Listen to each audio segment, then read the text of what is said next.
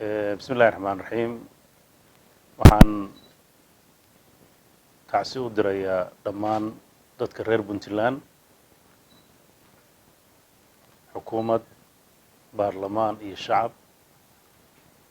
geeridii naxdinta lahayd ee maanta uu ku geeriyooday gudoomiyihii gobolka Mudug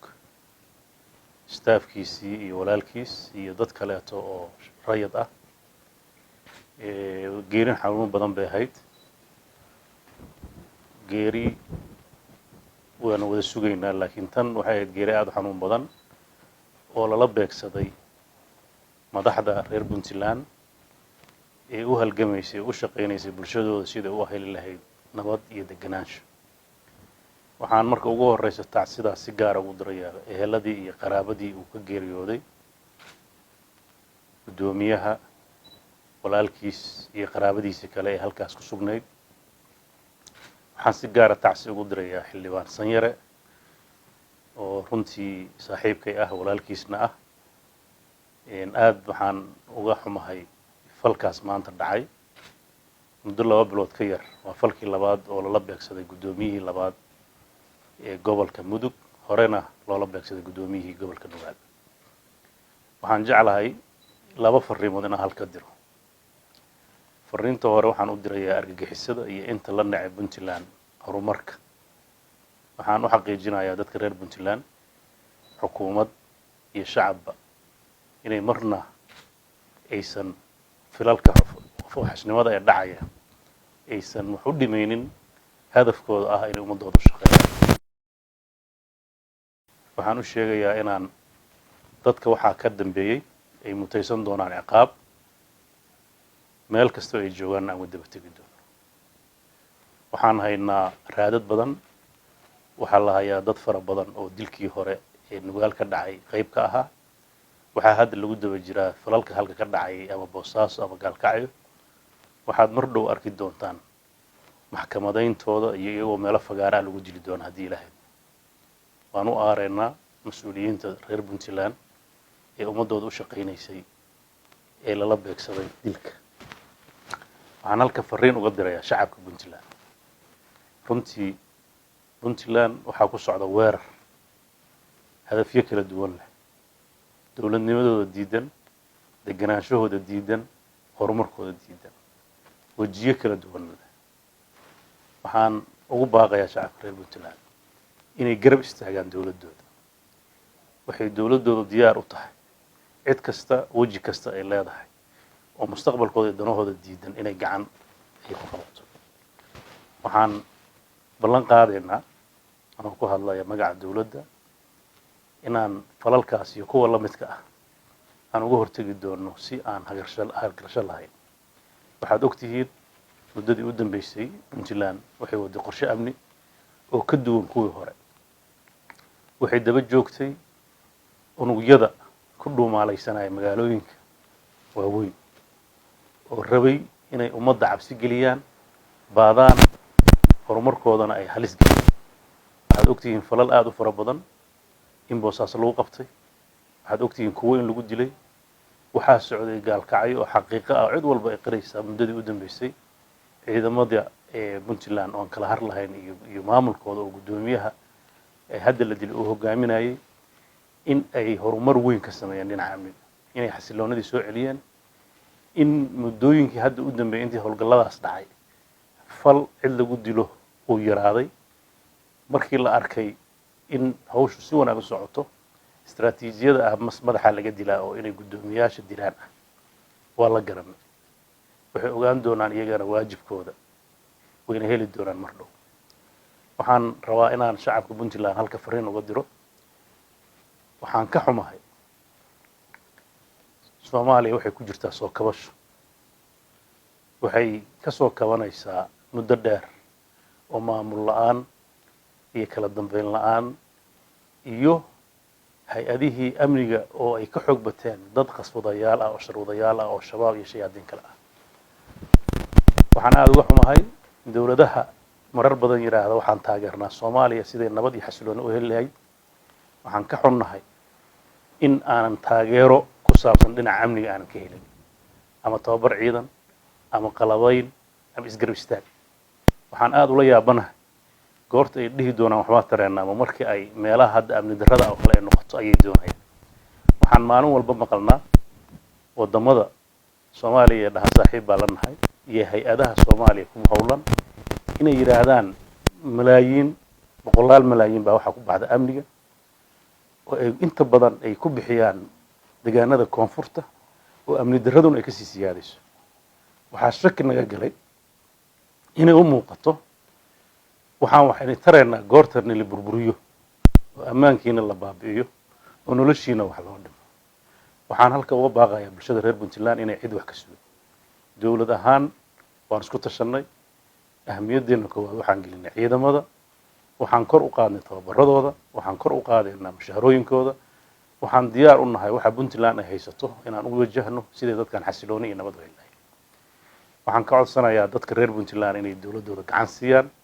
dadaalada socday gacan ku siiyaan waxaa muuqata dadka reer Puntland inay yihiin dad markay dhibaato dhacdo isku tashada arrinta maalmaha u dambeysay dhacaysa oo magaalooyinkii waaweynaa lagu beegsaday oo kii u dambeeyo Boosaaso sidaas oo kale isagoo la isku xirxirayo loo qorsheeyay in mas'uuliyiin lagu dilo la fashiliyay oo garow lagu dilay saad ogtihiin oo gaalkacay maanta ka dhacay waa fariin dadka reer Puntland u socota waxaan u sheegayaa dadka reer Puntland inay nabadgelyadooda ay ka shaqeeyaan inay dawladooda gacan siiyaan inay ciidamadooda ay garab siiyaan waxaan inay ballan qaadaynaa inta awoodeen ay socoto inaan cidna uga baqin oo shaqeynta bulshadeena ciidamadeenu waxay diyaar u yihiin inay dhintaan waxay diyaar u yihiin inay u dhibtoodaan inay dadkooda nolol iyo nabad ay ku seexdaan waxaad arki doontaan maalmaha soo socda ilaahay idankiis isbedel muuqda oo la taaban karo waad ogtihiin waxaa lagu jabiyay isku dayadii buuraha galgala waxay ku guul daraysteen inay magaalooyinka ay wax ka qabtaan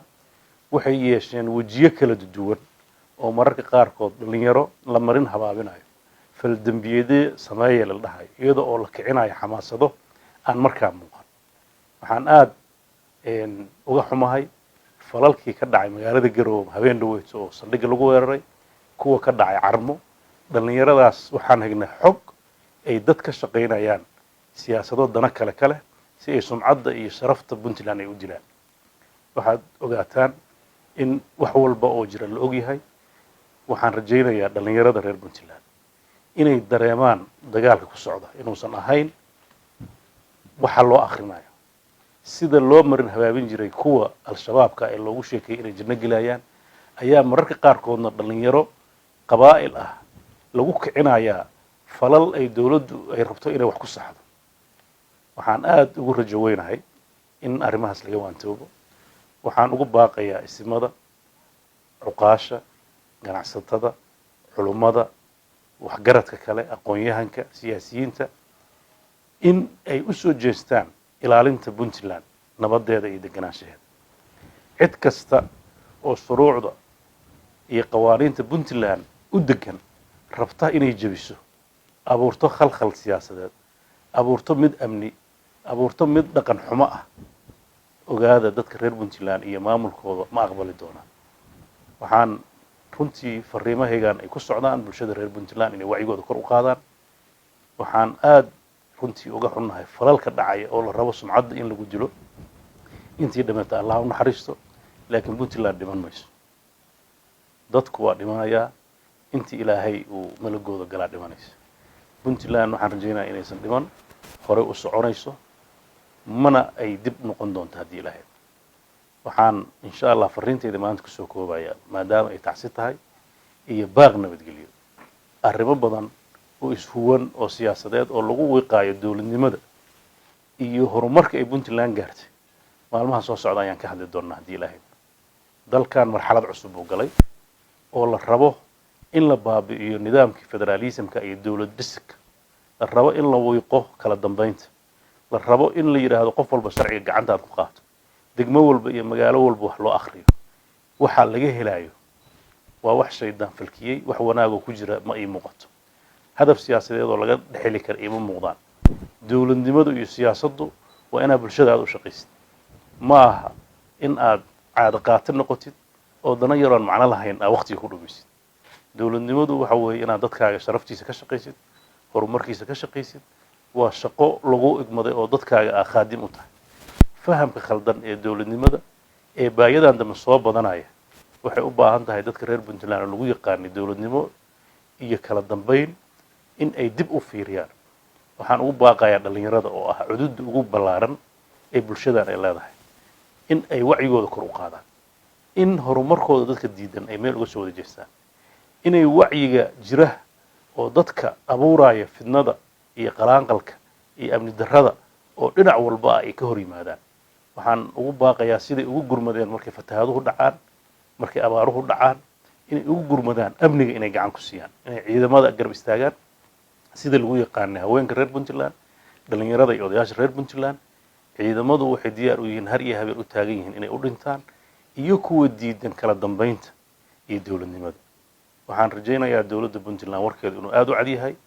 wuxuu ka muuqdaa shaqooyinkeeda ku aadan dhinaca amniga oo cid walba aragta waxaan runtii aad uga xumahay international community ee marar badan hafra inay amniga Soomaaliya ka shaqeeyaan waxaan u sheegayaa inay Puntland wax amnigeeda aysan ka shaqeynin inayna ogoleen ciidankeeda inay dhisaan inay horumarkeeda xagga amniga inay nagala shaqeeyaan inaysan diyaar u ahayn wax badan baan la hadalnay wax badan baan ka codsanay waxaa muuqata inaan diyaar loo ahayn cid kasta oo caqabadaas gacan ka geysanaysa anu aad uma garanayo isbedelka Soomaaliya lala rabo waa isbedel aad u qalliban oo aan wada sax ku socon dowladnimo midaysan oo wada socota oo federaal qaanuun ku dhisan waa mid anagu aan doonayno laakiin dowladnimada aan rabno waa mid hoos ka soo dhis ah oo kor loo dhisaayo oo siyaasiyan iyo wada jir markii loo sameeyo hay'adaha amnigu ay noqdaan kuwo mid ah markaas ayaa waxa la oran karaa adduunku meel qurux ka taageeri kara laakiin xaaladda hadda lagu jiro waxaa noo muuqanaysa in la burburinayo nidaamyadii jiray oo runtii caqabad badan lagu yahay cid kasta ha ka dambayso cid kasta iyagoo ha uga dambeeyaan falsafadahaas iyo siyaasadahaas cid walba ha horiso laakiin waxaan u sheegayaa Puntland dadkeedu si hore isugu tashadeen inaan mar labaad isku tashano amnigeena iyo nabadgelyadeena iyo xasiloonideena ka shaqeyno aad u mahadsantahay